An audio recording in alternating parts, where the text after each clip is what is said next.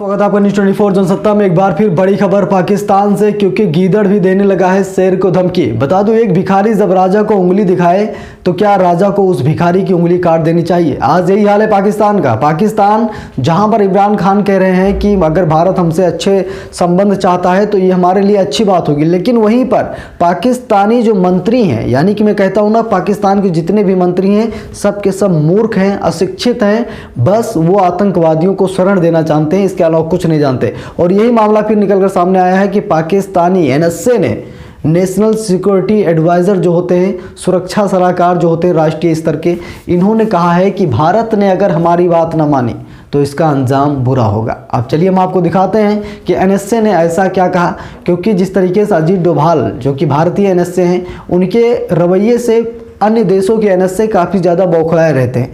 तो पूरा मामला क्या है हम आपको दिखाने जा रहे हैं। आपसे अनुरोध है कमेंट बॉक्स में राय लिखिएगा, वीडियो को लाइक शेयर, अगर चैनल पर नए हो सब्सक्राइब जरूर कीजिएगा। चलिए हम आपको दिखाते हैं पूरा मामला क्या है।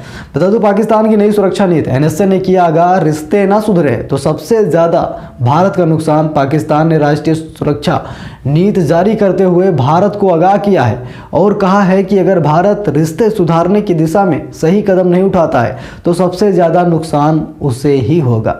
बता दूं, पाकिस्तान के राष्ट्रीय सुरक्षा सलाहकार मोईद यूसुफ के मुताबिक नई नीति में दोनों देशों के बीच रिश्तों का आधार जम्मू कश्मीर को बताया गया है।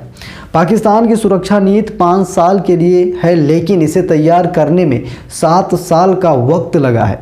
पाकिस्तान के द एक्सप्रेस ट्रिब्यून अखबार के हवाले से समाचार एजेंसी पीटीआई ने जानकारी दी है कि नई नीति को लेकर यूसुफ ने कहा, इसमें जम्मू कश्मीर को दो तरफा रिश्तों का आधार बताया गया है। उधर इस्लामाबाद में बीबीसी संवाददाता सुमाइला जाफरी से बातचीत में पाकिस्तान के अधिकारियों ने दावा किया कि पाकिस्तान की नई सुरक्षा नीति में किसी देश विशेष का जिक्र नहीं है।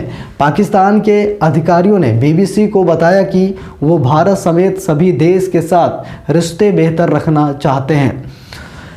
बता दूं आपको, हालांकि इन अधिकारियों ने भी दावा किया है कि अगर रिश्तों में सुधार नहीं आता तो नुकसान भारत का ही होगा।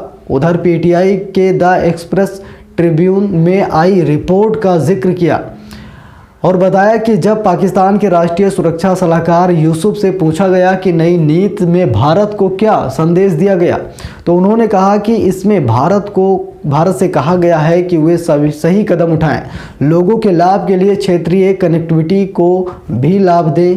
और अखबार के मुताबिक नई नीति में भारत के लिए संदेश है कि अगर आप सही कदम उठाते हैं तो ये पूरे क्षेत्र के लिए घाटे की बात होगी, लेकिन सबसे ज़्यादा नुकसान भारत का होगा।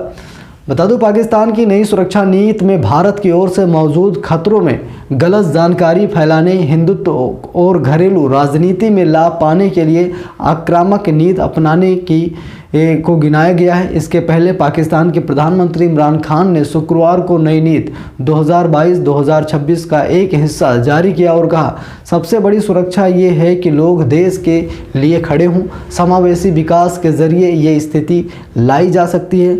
और इमरान खान ने कहा कि नई सुरक्षा नीति का फोकस देश की अर्थव्यवस्था को मजबूत बनाने पर है और अब से विदेश नीति में भी आर्थिक कूटनीति को आगे बढ़ाने पर ध्यान दिया जाएगा। पाकिस्तानी सरकार के मुताबिक ये नीति सैन्य और नागरिक प्रशासन के सहमति से तैयार की गई है और ये साल 2014 से तैयार की जा रही है।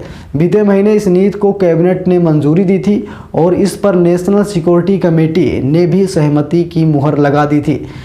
बता दूं, नई नीति का 100 पन्नों वाला मूल संस्करण गोपनीय रखा गया है। पाकिस्तान सरकार का दावा है कि पहली बार नागरिक हितों को वरीयता देते हुए राष्ट्रीय सुरक्षा नीति तैयार की गई है और इसके जरिए पाकिस्तान अपनी खस्ताहाल अर्थव्यवस्था को पटरी पर भी लाना चाहता है, दुनिया में अपनी तस्वीर भी बेहतर करना चाहता है। पहले पाकिस्तान की सुरक्षा नीति सिर्फ सैन्य क्षमताओं के विकास को ध्यान में रखते हुए तैयार की जाती थी।